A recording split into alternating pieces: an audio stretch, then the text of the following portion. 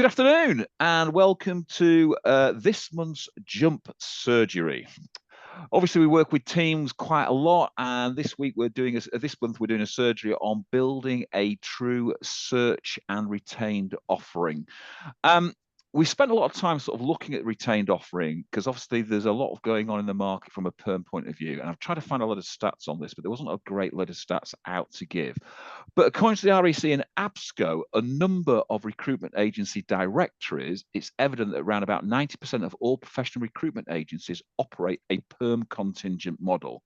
That says less than 10% of all recruitment agencies offer some element of retained search, but in reality, only a fraction of them are actually true dedicated retained workers. Typical recruitment fees are, retained recruitment fees are between 22 and 30% according to REC, and that is paid in three tranches, and a non-transferable retainer is part of that. Typical recruitment fees are between 15 and 25%. I think 25 is probably a little bit high at the moment. And that's based on first year salary, and it's paid on invoice. So it gives a really good argument for adapting and developing a proper retained service.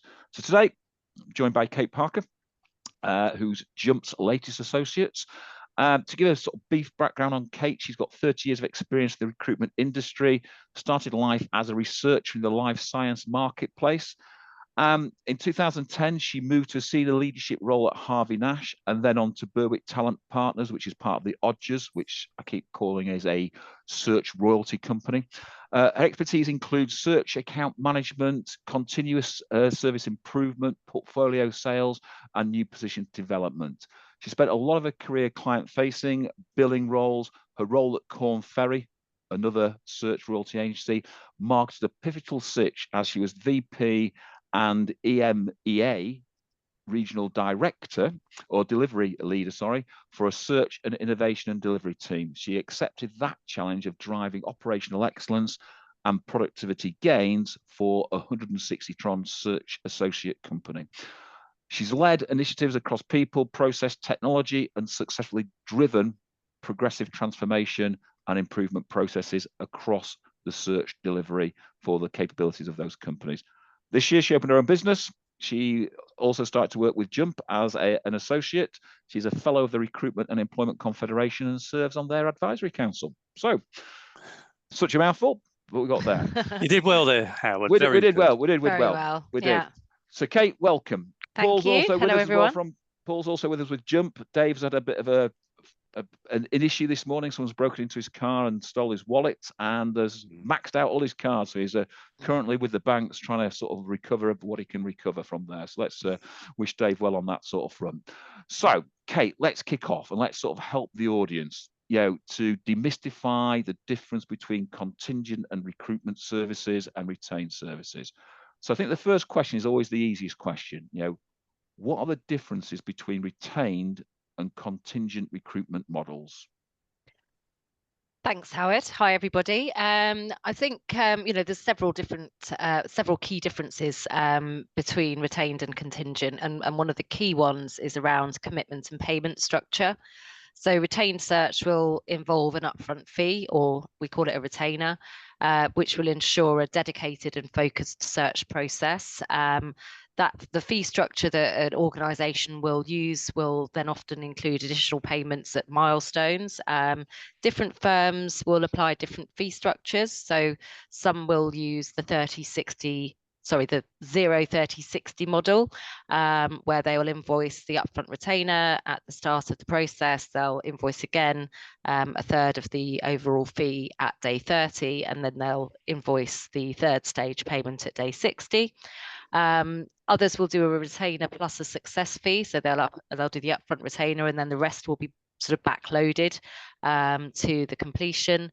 And then some apply milestone payments. And I think this is probably the most commonly used, where there's a upfront retainer and then there's a fee upon presentation of shortlist, and then there's the final fee on acceptance of offer. So different ways of structuring it, but the retainer element is obviously key. Whereas contingent search, as we all know, it's 100% success-based.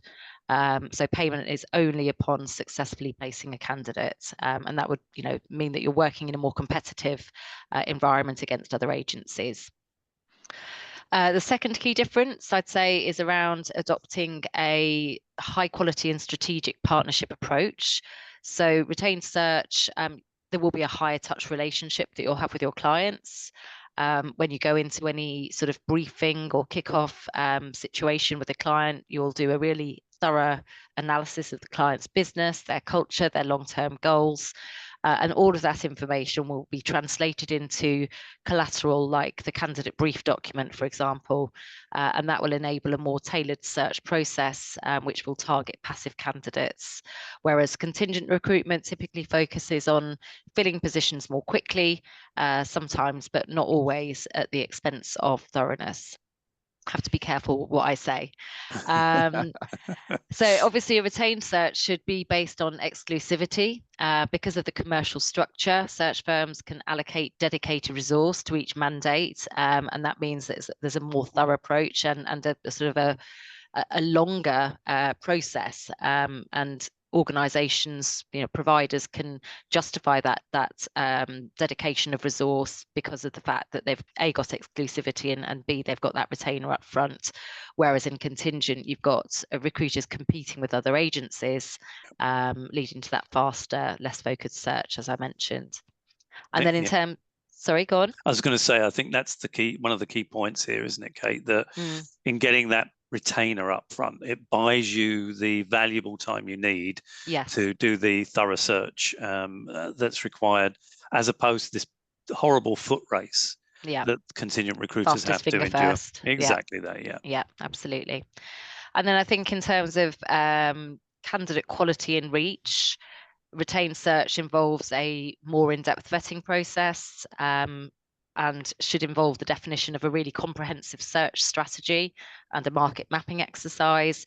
And that's before you even start the candidate outreach and engagement. So that's about really understanding the universe or the world in which you're going to be searching in terms of market sector, function, geographical footprint, cultural aspects, and sort of coming up with this market map that relates to that search strategy you've agreed with the client.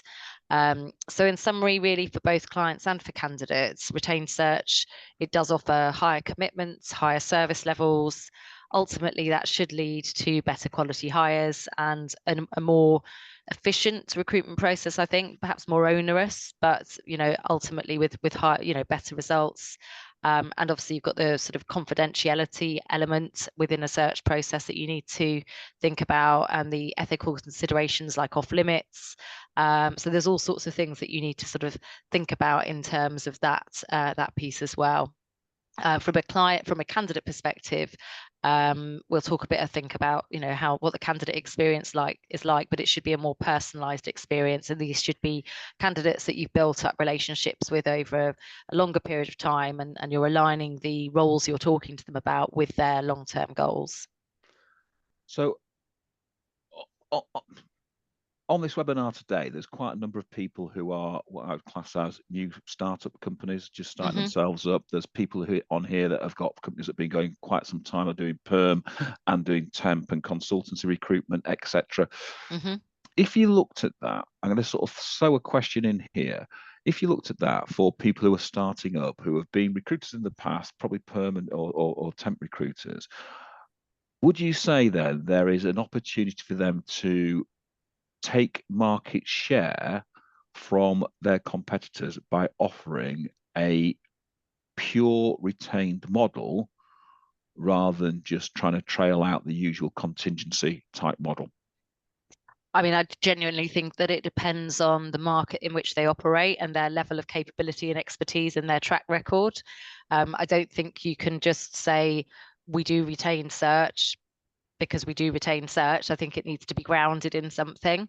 So I think that you need to be able to garner the trust of a potential client, and also to have the reach to the candidates and to get those passive candidates to answer your calls. There needs to be something that you can build on. So I think for a startup, I have seen startup search firms, but generally they are people who have come from being partners in big search firms who now operate on their own. So sort of, with no experience in executive search, trying to start up, I think it would be challenging, not impossible, but challenging.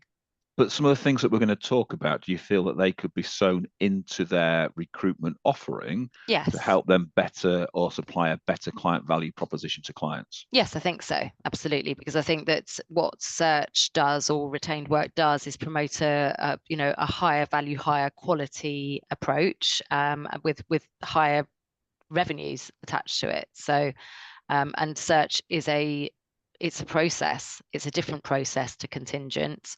And there's a lot to it. So I think, yes. Okay. In the previous webinar, we've just come from our jump webinar that we've just done. One of the things you said, which I thought was very interesting, was that it's a very different value proposition, brand proposition, from contingency. And I think you said at the time, you should strongly consider having a different brand for this proposition rather than trying to blend it into an existing contingency business. I think so. If you're going to do it seriously, then yes, I think so, because I think that if you look at those who have been successful at having multi-brands and multiple different types of service offerings, the likes of the In Group, Harvey Nash Group, etc., they have got quite defined brands for their different services, for their different value propositions. So I think if you're not going to be focusing 100% on executive search and you are going to be offering different types of solution, there is definitely value in having two different brands that represent those two different solutions. Okay, thank you. Okay, so let's push this on a little bit then. So I think recruitment is sort of a little bit in the mist when it comes to search and selection. So what are the common misconceptions about retained search services? I think probably one of the main ones, and this would be from both clients and from people who are potentially thinking about providing the services, is that it's really only for executive level positions. And, it is often and most used for C-suite positions, but retained search can also be valuable for any critical or specialized or really hard to find skill sets. So, wherever finding the right fit is essential, and it needs that higher touch, higher rigor, deeper market penetration, I think that, the retained model can add value. Another misconception is that it's more expensive, and genuinely, it is in terms of the upfront cost, but the longer term benefits of a more comprehensive service and the quality of hire that would generate can actually reduce turnover down the line, by ensuring a better fit candidate and therefore save money in the long run. So I think there's a justification for the investment, but yes, it is more expensive on paper. So what you're saying is then when we talk about fee in recruitment, we generally look at our recruitment fee, but when we're talking to clients, what we should be thinking about the overall cost of recruitment, where our fee may be only a small percentage of that because it's based on what that candidate can actually bring to the business. And what would not be happening in the business without that candidate being there. That's a very good point. The opportunity cost as well. That's a very good point. And of course, the point here is that it's about the identification of candidates that contingency recruitment are probably not going to find. So the quality of the candidate, the match, a correct match of the candidate, it makes that a much better route, particularly as you said, for critical positions. Yeah, absolutely.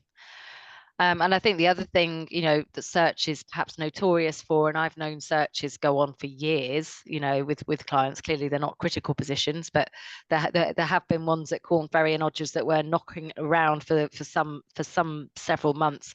It can be, or it is a more lengthy process. But it's because it's thorough and it does ensure that higher quality match, ultimately further down the line, saving time and resources. So cost, level and length are the three sort of things that people, I guess, you will get coming back as challenges or potential barriers to selling this. Also, cash flow, just a point worth making. I know you get money up front. You get the retainer fee up front. But of course, if your model is that the last tranche of the fee is going to come in at the point at which an individual starts in their role, with notice periods, particularly at C-suite level, often extending to 6 months to a year, that wait for the additional last I wouldn't element model of it like that. I'd have the last element on signed acceptance right, that's of an offer. important point. Yeah, then that's useful to know. Because otherwise, like you say, you could, with notice clauses, be waiting for a year. So I think it's, signed acceptance of offer, right, is where you would charge that last bit, not on start date. And again, very different model to standard contingent recruitment. Yeah, that's very interesting. Yes. And there's a cancellation clause, and there will be guarantees in there. There's all the other bits and pieces around terms that can be negotiated to make things more favourable for the client. But I think you don't want to be leaving yourself hanging for that last portion of the fee. It's interesting, isn't it? I mean, talking to clients now about, rather than paid on invoice, paid on acceptance. And it seems really alien to them. And yet the German market is all paid on acceptance. Yes. And so we've got to start to think that we should be taking things from this marketplace and things from other marketplaces to help improve the UK marketplace from a recruitment point of view. And that then, if you're getting paid on acceptance, it's about the quality of your service. Otherwise, why would a client do that? And I think we've got to change that. So if we looked at that then, if they're the misconceptions, what steps can a recruitment agency firm take to make a successful transition from a contingency to a retained search model? So I think there's a lot that needs to be done. It's not a quick fix or an easy fix, and can be looked at through different lenses. It's a long-term play. You're not going to get overnight success from it. So it's going to be an investment in terms of skills, technology, resources to be able to build something that's going to give you the dividends that you want. That's the negative stuff out of the way. Transitioning to a retained model will involve building strong and long-term relationships with clients, being able to demonstrate the value of that approach. It requires a shift in mindset from within your organization, from transactional to consultative, really focusing on understanding a client's business, their needs, and providing strategic advice. So training and development for recruiters to enhance their consultative selling skills is going to be really, really important, and the knowledge of their industries. You need to educate your clients as well. So you don't just need to educate the people that work within your teams, but your clients, so that you can clearly communicate the benefits of a retained search process and model, highlighting the benefits like dedicated resources, higher quality candidates, more of a strategic approach to talent acquisition. They can all be persuasive arguments when you're talking to your clients. And you'll need to make sure that you've got a really robust end-to-end search methodology and timeline. A client will want to know, what's your process? So you need to be able to break it down and say, this is the sort of the initiation phase where we take the client briefing and we provide a search strategy which we discuss and tweak and calibrate, and then we do the market mapping, and then we do the long listing, the short listing, etc. So you need to make sure that you've got that robust end-to-end process embedded, and that all of the key elements of the process are included in a comprehensive manner. And you need to make sure that systems and technology that you have are fit for purpose. So, for example, when you're providing updates to clients in a search, you need to present much more by way of insight, update, output. So you need to increase your tools beyond, just LinkedIn to gain market reach and market insight and candidate reach. Things like PitchBook, BoardX, CapIQ.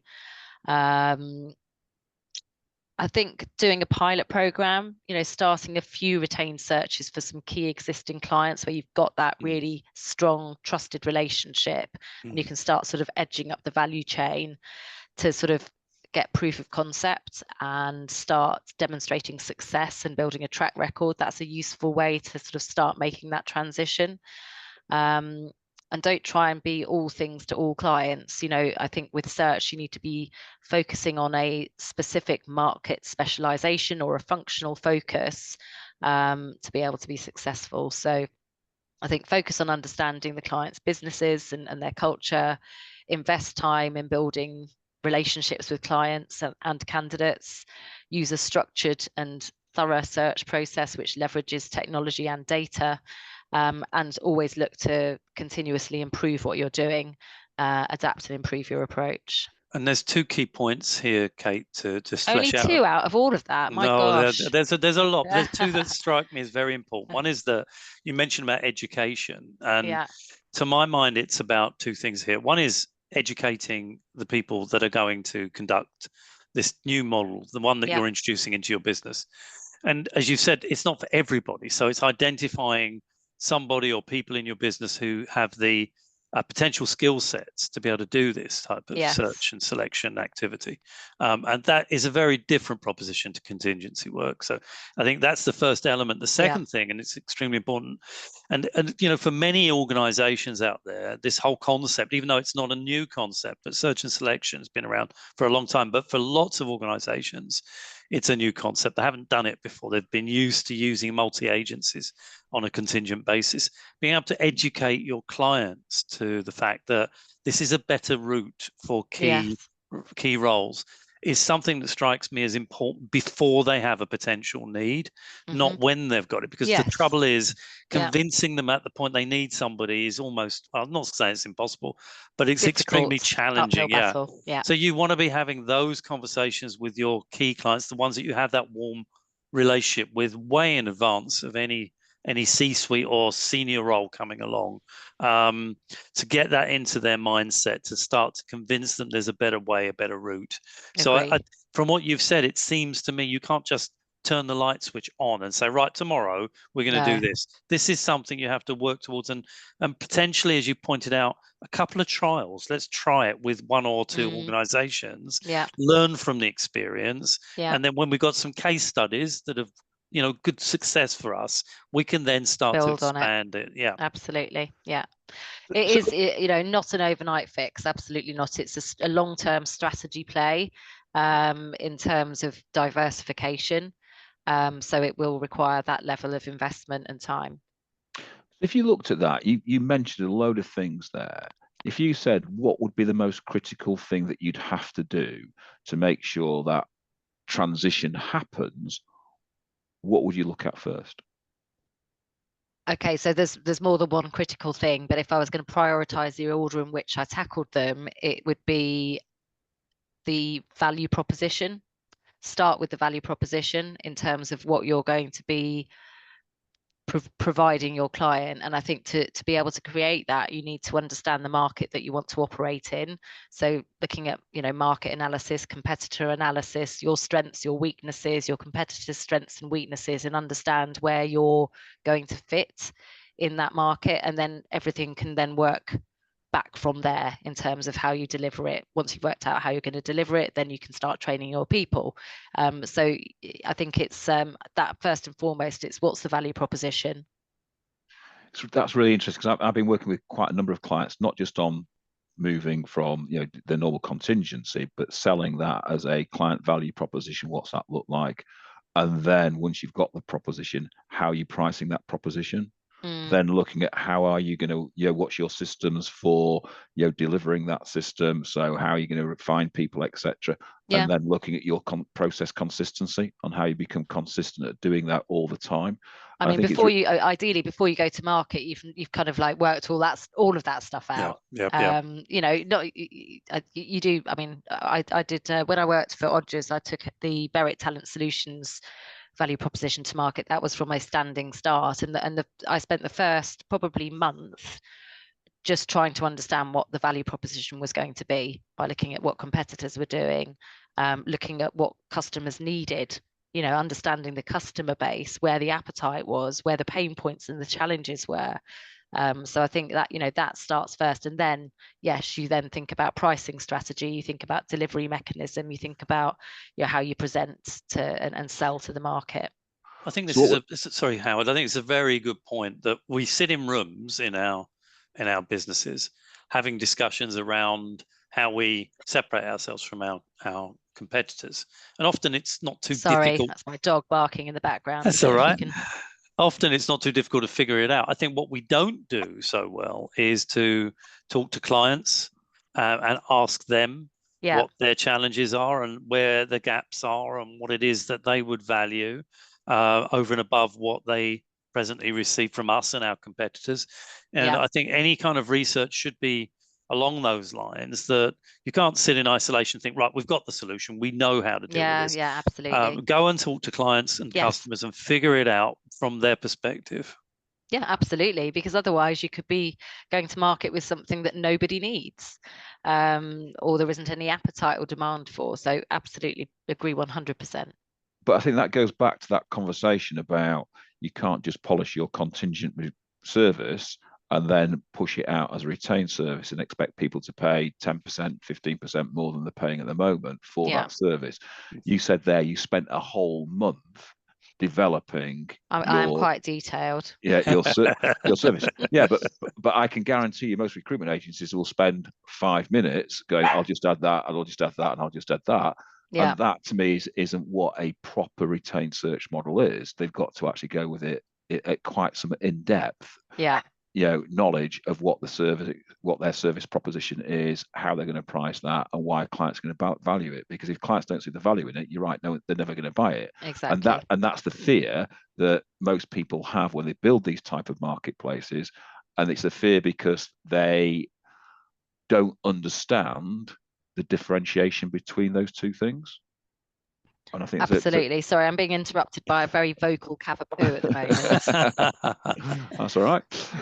So then, how do you ensure then client satisfaction and retention when delivering that retained search model? I mean, I think the key to this is managing and setting and managing really clear expectations. But then hand-holding your client through the process. So being honest and transparent. If something's not working, you need to recalibrate and course correct potentially. So I think it's really sort of that partnership working where there is that ongoing dialogue and updating and expectation management. So you need to make sure that you're communicating the process, the timelines, what the client should and can expect at each stage. Make sure that you're providing a lot of detail in what you're doing. As I've mentioned before, the outputs in terms of progress reports, candidate reports, etc., need to be much more detailed than they would be than a simple quick email update on a contingent search. Really just do everything that you can to deliver on your promises. Strive to consistently delight your clients. They are providing a premium, they're paying a premium fee for what you're doing. So you really need to go the extra mile. You should be able to do that if you've been retained, because you can dedicate resource and you'll have picked and trained the right resource to be able to deliver this for you.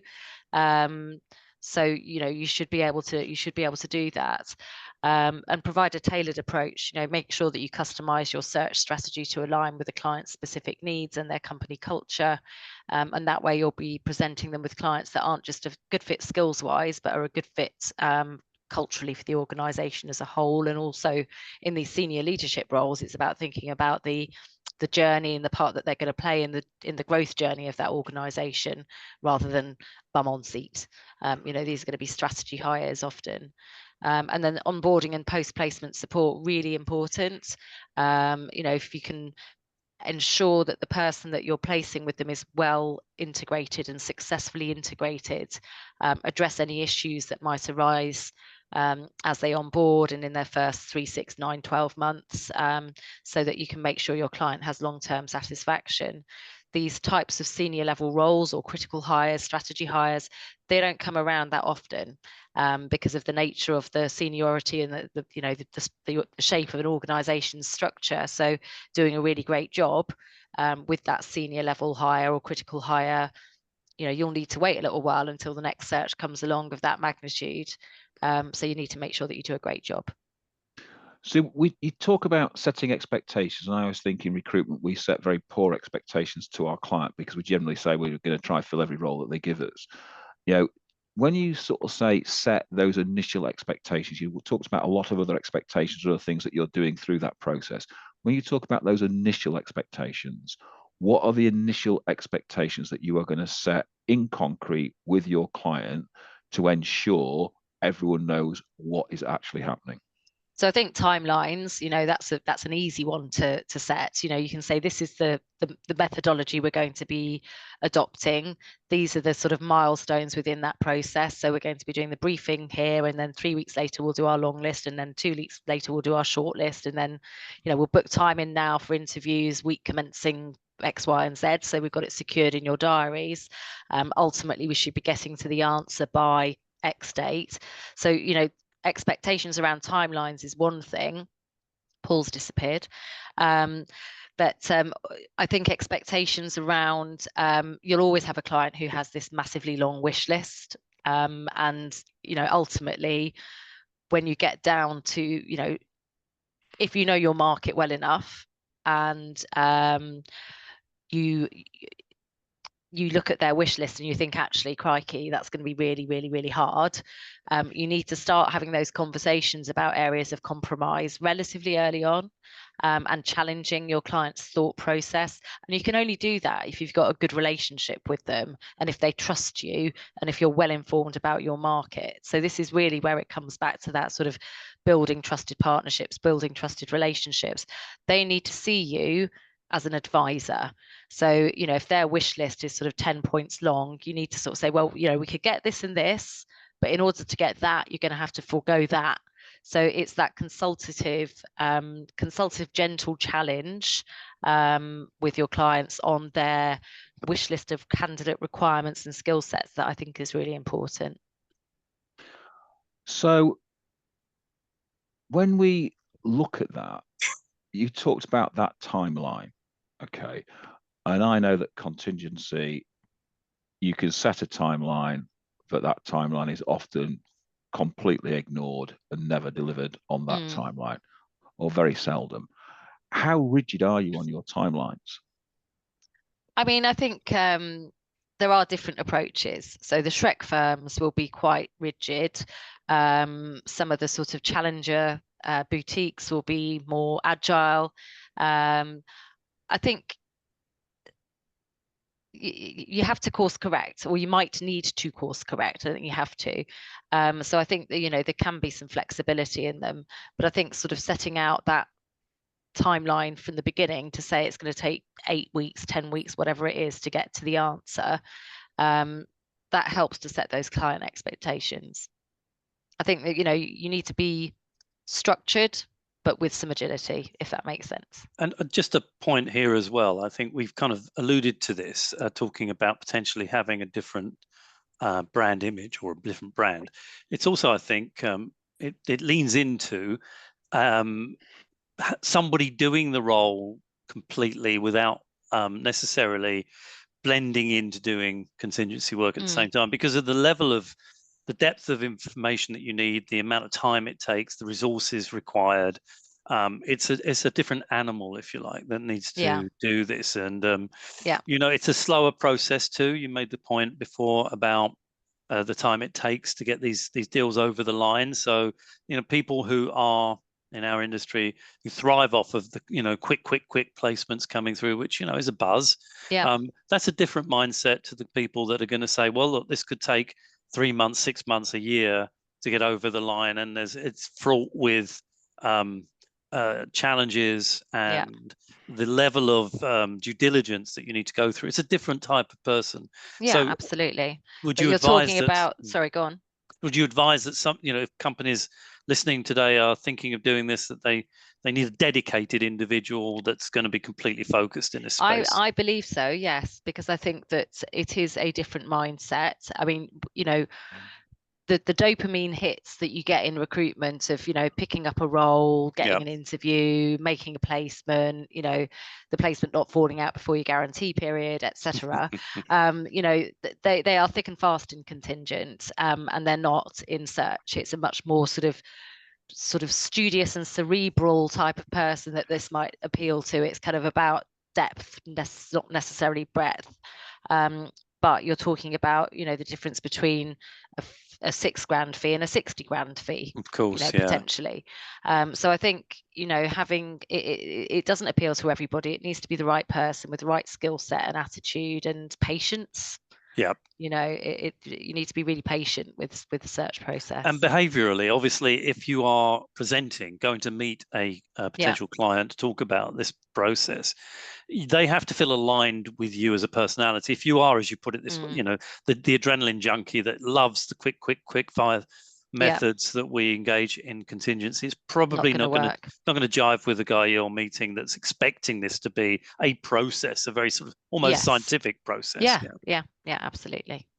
Very different breed of person. But you know, but you do get one of the most successful, I think he's probably in line for succession to CEO at some point, in Odgers. You know, he always says to everybody, and this is his words and not my perception, he said, I'm just a grubby contingent recruiter who made the switch successfully. And he is one of the most successful search partners in the market. Really? I always thought, when I went from Harvey Nash to Berwick, Harvey Nash, you know, largely contingent contract, very sort of buzzy sales floor, lads. And it was kind of, you know, it was always that adrenaline junkie environment that you're talking about. To Berwick, it was like going from a sales floor to a library.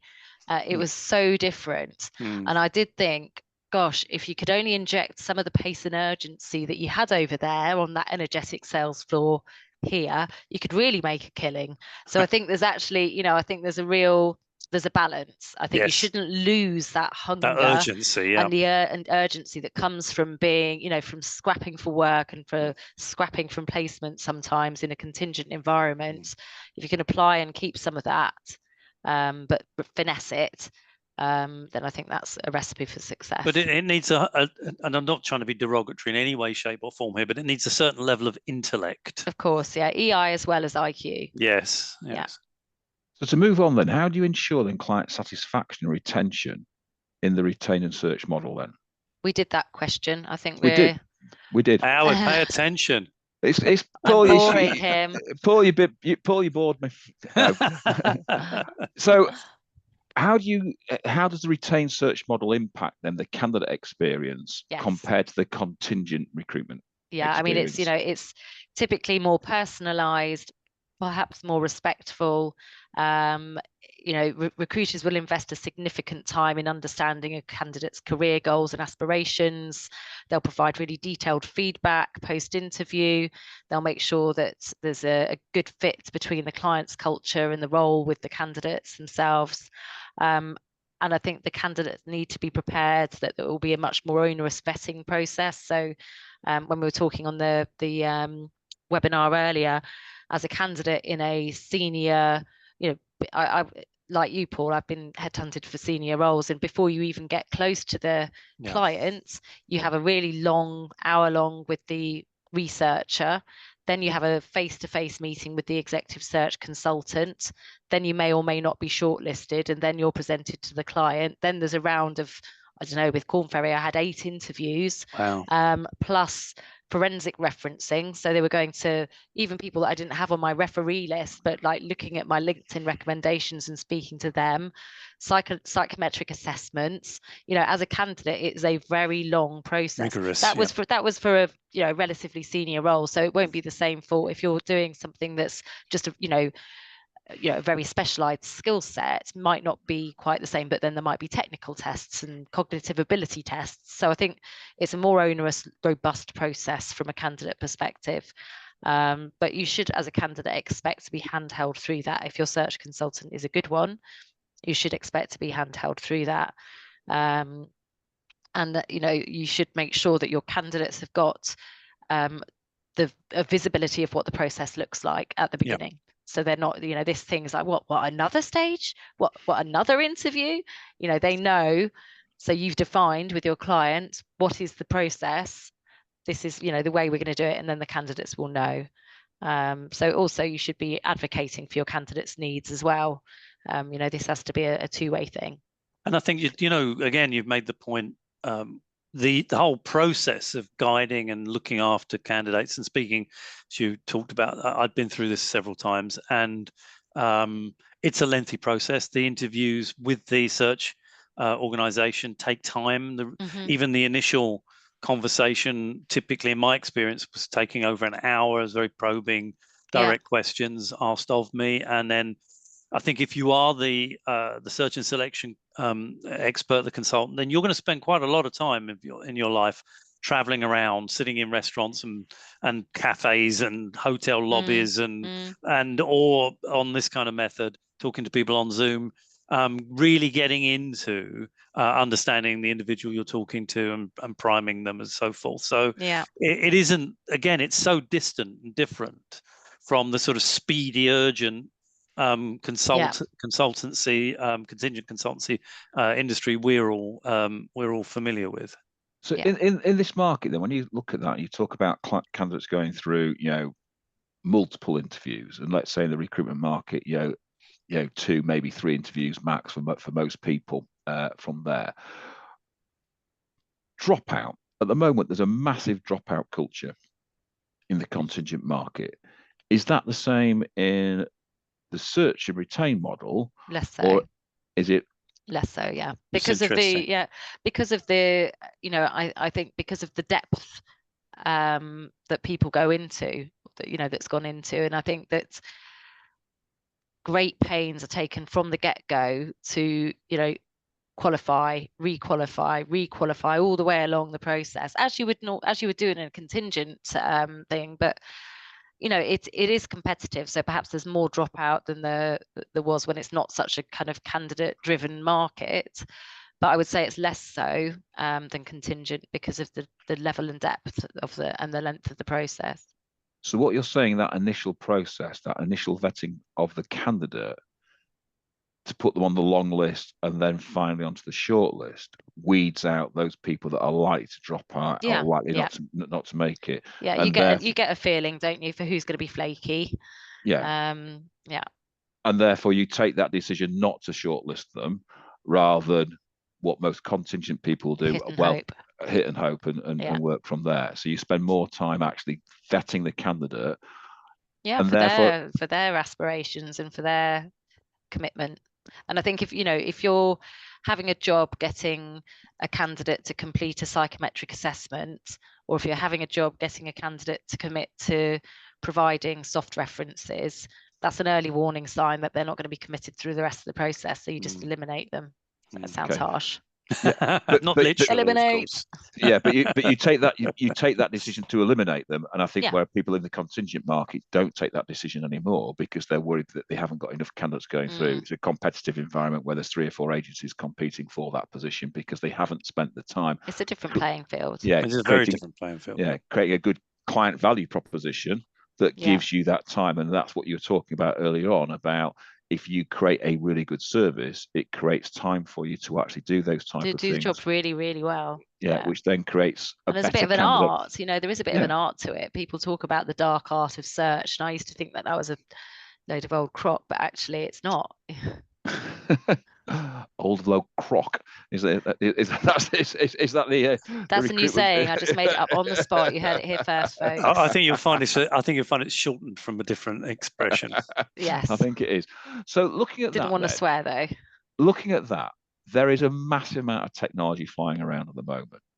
So what role does technology play in enhancing the retained and search recruitment processes compared to, say, contingent? I mean, I think it's huge across our market, isn't it? Across our industry, and technology has been such a disruptor and an enabler within recruitment as a whole. But in search, because there's such an arduous process, you can really use automation, AI, technology to help to streamline the process, to help improve candidate sourcing, to help with producing reports. So there's the sort of search tools, or the stuff that you'd use for looking at market insights and candidate pools, investing in tools like Boardex or PitchBook or CapIQ or D&B Hoovers. There's Crunchbase. There's all sorts of different tools out there. The reporting obligations of a search process are really much more onerous and in depth than a contingent service. You're not just going to send a quick email update saying we've got 3 in process and should have you a couple of CVs by the end of the week. It's very different in terms of the length and depth of support of reporting that you need to create. So you need to have the right technology systems to support the easy creation of progress reporting, because otherwise it's a manual task which you'll get sucked into that for a day. So a basic CRM or ATS won't necessarily have all the functionality you need to be able to do automated progress reporting, which is really important. Products like Invenias, Ezekia, FileFinder, they're some of the most common executive search software applications out there. And then you've got applications like Templify that can integrate with most CRMs. Templify can help you to produce really sort of high quality, consistently high quality candidate reports, progress reports, end of search reports with all the nice branding and your sort of contact details, and just make it nice and easy to give you that framework template to then top and tail with your information. And then you've got sort of edging into the world of AI. You've got something like MetaView, which is specifically designed for recruiting. And it's an AI-enabled assistant or note taker, essentially.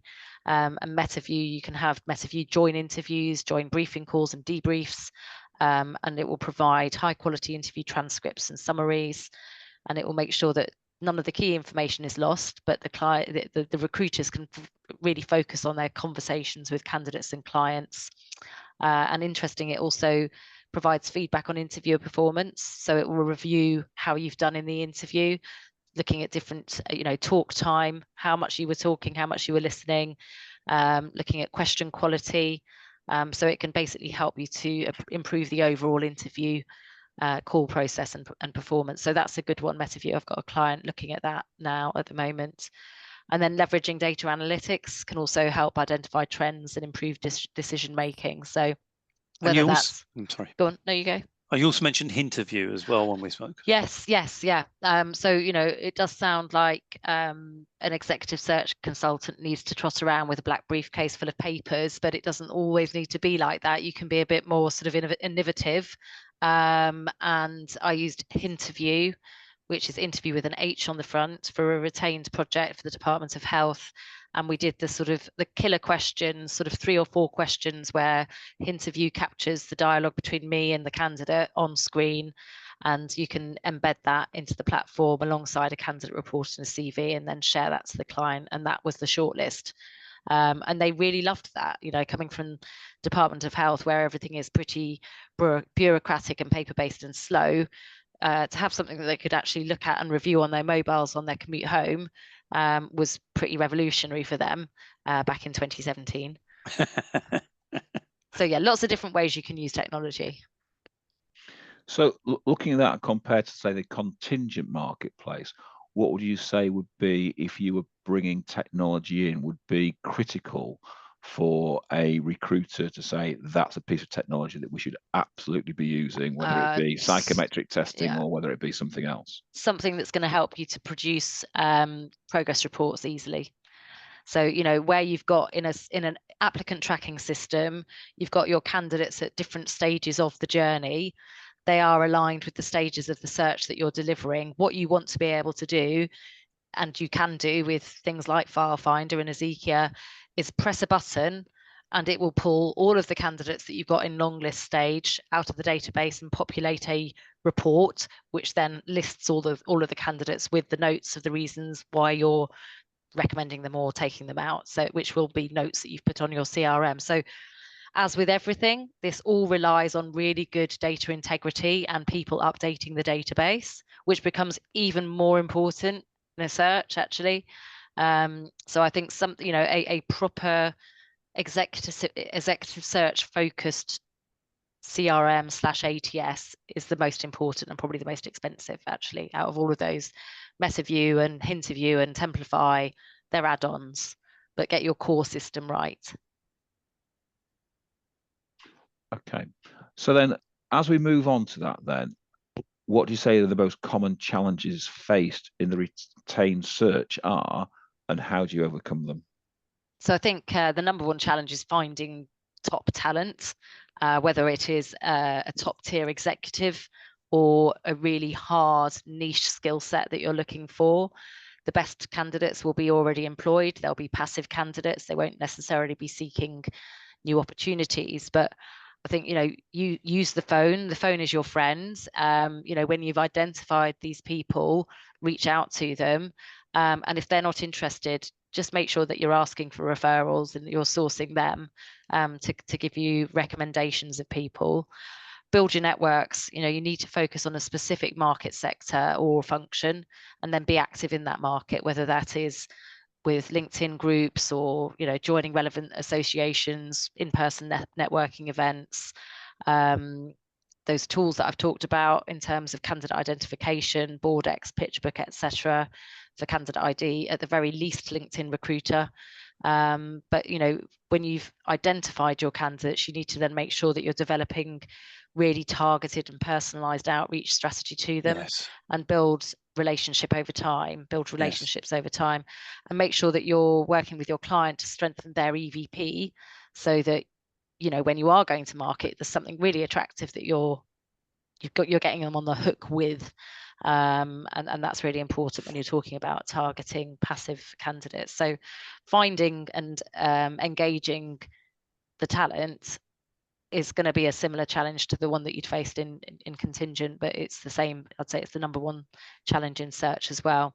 That's such a great point in helping your client to develop and improve their EVP. And I think where in contingent recruitment we have strong relationships with clients, naturally those conversations happen. But I almost never hear anybody talk about meeting with clients and in that conversation talking about the client's profile as an organization and how attractive they look to potential employees, how people are treated within their organization and so forth.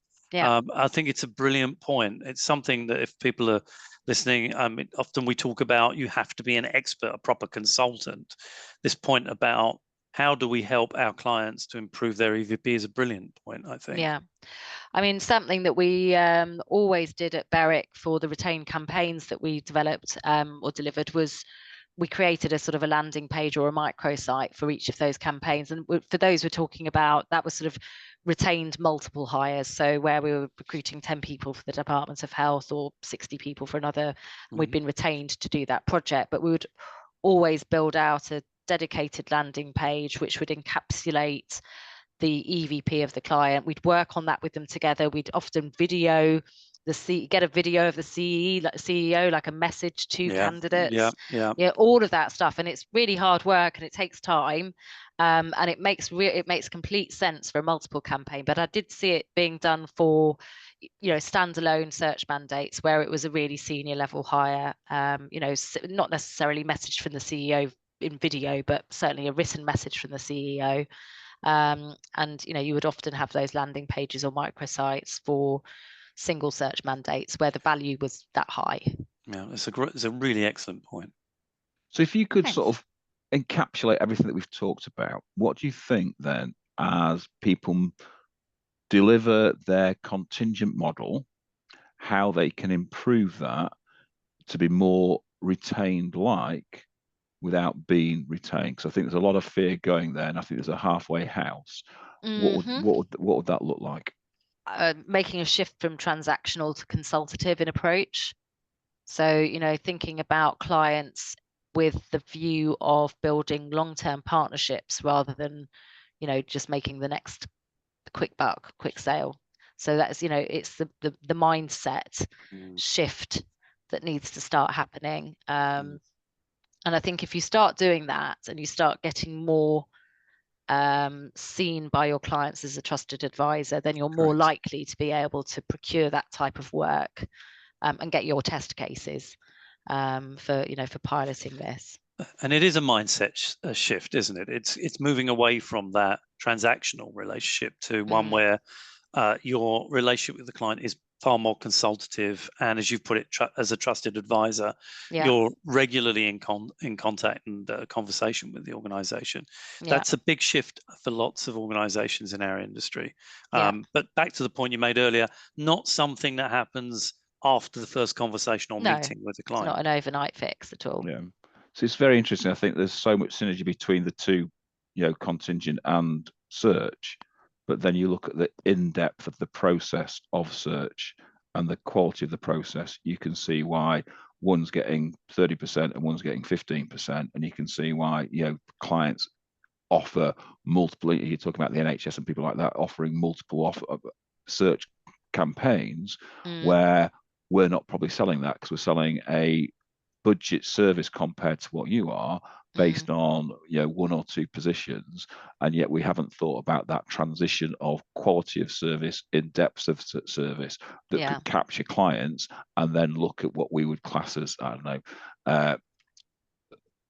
when you start to look at multiple opportunities about how you could capture those all at once rather than waiting for them to drip through to you as they come online with your end client. You could capture that all at once as a retained service. Yeah, absolutely. And that's a different conversation. Doing a multiple project is quite different to doing an individual mandate. There's a lot of principles that are similar, but it's it's you need a lot of bandwidth to be able to manage these big campaigns. Yeah, you do. I think I'm going to stop the questions there because I think we've answered so many questions. I'm going to sort of throw it open to the attendees where they've got any questions that they want to pose or want to ask. If they want to stick it in the chat box or stick your hand up, I'm happy to bring people online and open their mics if they want to have a chat. But I think it's important that we've got to start to think is that as the modern world of recruitment moves forward, our client value propositions have to change and have to develop and have to become more consultative and have to become more thorough if we're going to move away from the original CV slingers into a proper market where we are seen and treated by our clients with respect rather than, and I use this conversation quite a lot, I say that, we see our clients as a prospect, they see us as suspects and treat us as a suspect. Where I think when you get to that search marketplace, they see you as a prospect and treat you as a prospect as well. And therefore you get a prospect-to-prospect relationship, which helps grow and develop the trust that you're talking about between the pair of them, where I think recruitment, we try to create that trust, but really it's really hard in a contingent model to create proper true trust. Yeah. So if there's no questions, Kate, thank you very much. It's been really enlightening. Paul, thank you for your interjections as always. We are going to work on our next month's surgery, yet to know what the title is, but I'm sure we'll think of one and get that out to you. So we look forward to seeing you on the last Wednesday of October. If you've got any questions for Kate, please go on to the Jump website and send an email to us via the Jump website. You can find all our details on the Jump website. I will send an email out to everybody. You should receive an email for everybody that's been on there, which will give you a link to the exclusive team page on the Jump website where a recording of this will be there if you want to go back and have a look at anything else. Kate, Paul, thanks for your time. Enjoy your lunch. Thank you very much. Thank you. And we'll see you all next time. Have a nice afternoon, everyone. Bye-bye. Bye. Thanks, Kate. Bye now. Bye.